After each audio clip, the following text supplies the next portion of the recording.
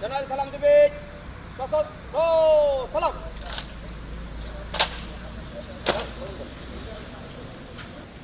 Honour guard অস্ত্র নামাবে। অস্ত্র নামা।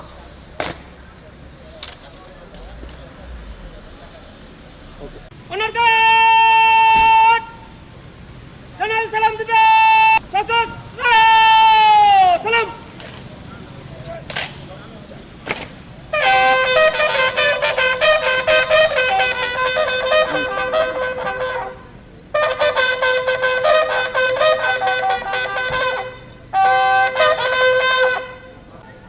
অস্ত্র নামাবে। অস্ত্র নামা।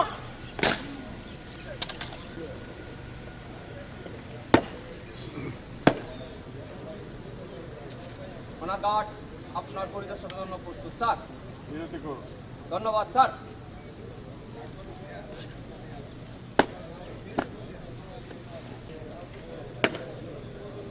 অনার গার্ড কাদের স্টপ। অনার গার্ড বিরতি করবেন।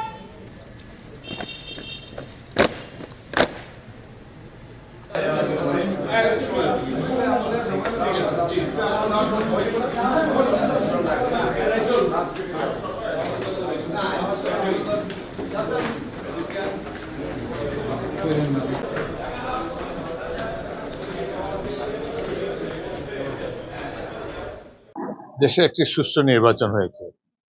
একটি দলকে জনগণ 2/3 সংখ্যাগরিষ্ঠতা দিয়েছে।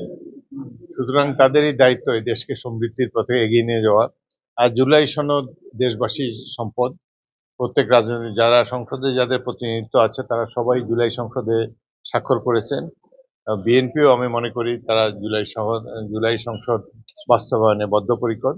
শুধু যেসব বিষয়ে তারা নোট অফ ডিসেন্ট দিয়েছে সেই বিষয়গুলো ছাড়া বাকিগুলো তারা বাস্তবায়ন করবে। এবং জুলাই সনদের পক্ষে আমি তো তেমন কোনো সরকার এবং বিরোধী দলের মধ্যে তেমন বড় কোনো ডিফারেন্স দেখি না।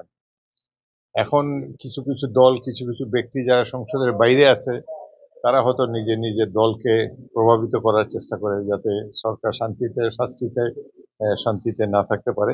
তবে জুলাই সনদে যেহেতু বিএনপি এবং অন্যান্য দল স্বাক্ষর করেছে সবাই মিলে জুলাই সনদকে বাস্তবায়িত করবে বলে আমার বিশ্বাস। আমি তো সংসদের স্পিকার, সংসদে এরা তো সরকার করবে। তো স্থানীয় সরকার প্রথমত বাংলাদেশের সমস্যা হলো এই যারা ভোটে নির্বাচিত হয়ে আসে এবং তাদের মধ্যে অতীতে কতগুলো নির্বাচন হয়েছে যেখানে ফ্যাসিস্ট সরকার আমলে যেখানে নির্বাচনের নামে প্রহসন মঞ্চস্থ হয়েছে। অনেকদিন পর বাংলাদেশের জনগণ 12ই ফেব্রুয়ারি তারিখে একটি সুষ্ঠু নির্বাচন দেখেছে। তো আশা করব আগামী দিনে স্থানীয় সরকার নির্বাচনগুলো যদি সুষ্ঠু এবং নিরপেক্ষ হয়, ভালো লোকেরা যদি নির্বাচিত হয়ে আসে, একজন ভালো লোক উপরে থাকলে অটোমেটিক্যালি সমাজ ঠিক হয়ে যায়। এমনি স্থানীয় সরকারে যারা নির্বাচিত হয়ে আসবেন তারা যে এলাকার প্রতিনিধি সেই এলাকার উন্নয়নে মনোনিবেশ করবেন। সরকারের তরফ থেকে যতদূর সম্ভব সব ধরনের সহযোগিতা তাদেরকে করা হবে। এখন একটা প্রধান সমস্যা হলো যোগাযোগ ব্যবস্থা উন্নয়ন। ভোলাবাসী প্রাণের দাবি ভোলা বরিশাল সেতু। সেটি আমাদের মাননীয় প্রধানমন্ত্রী বরিশালের জনসভায়ও কমিট করেছেন এবং সংসদের মধ্যে বলেছেন এবং সেতু মন্ত্রী তিনিও জাতীয় সংসদে বলেছেন যে ভোলার যত শীঘ্র সম্ভব এই সেতুটি বাস্তবায়ন করা হবে।